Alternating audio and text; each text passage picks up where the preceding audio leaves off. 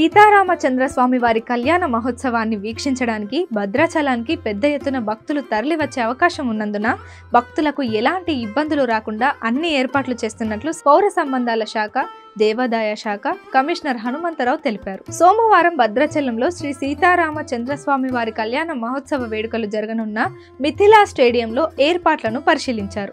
ఈ సందర్భంగా ఆయన మాట్లాడుతూ, ప్రపంచంలో అత్యంత వైభవోపేతంగా ఎక్కడా లేని విధంగా సీతారాముల వారి కళ్యాణం జరిగేటటువంటి పవిత్ర స్థలం మన భద్రాచలం పుణ్యక్షేత్రమేనని అన్నారు. ఈ క్షేత్రంలో కొన్ని దశాబ్దాల తరబడి సీతారాముల వారి కళ్యాణం ఆనవాయితీగా జరుగుతున్నదని తెలిపారు.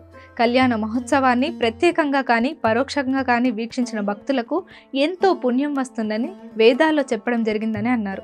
పెద్ద ఎత్తున భక్తులు తరలివచ్చే అవకాశం ఉన్నందున పూర్తి స్థాయిలో భక్తులకు అన్ని రకాల ఏర్పాట్లు చేస్తున్నట్లు తెలిపారు. మంచినీరు, చలువ పందిళ్లు ఏర్పాట్లు చేస్తున్నట్లు తెలిపారు. భక్తులు కళ్యాణ వేడుకలు వీక్షించేందుకు మొత్తం 24 సెక్టార్లు ఏర్పాటుతో పాటు ప్రతి సెక్టార్లో LED టీవీలు ఏర్పాటు చేస్తున్నట్లు తెలిపారు. కళ్యాణ వేడుకలకు విచ్చే భక్తుల సౌకర్యార్థం అందుకు కావాల్సిన టికెట్లు భద్రాద్రి టెంపుల్.తెలంగాణ గవర్నమెంట్ ఇన్లో అందుబాటులో ఉన్నాయని, భక్తులు టికెట్లు కొనుగోలు చేసుకోవచ్చని అన్నారు. స్వామివారి కళ్యాణ వేడుకలు వీక్షించి జన్మ జన్మల పుణ్యాన్ని పొందాలని భక్తులకు ఆయన సూచించారు.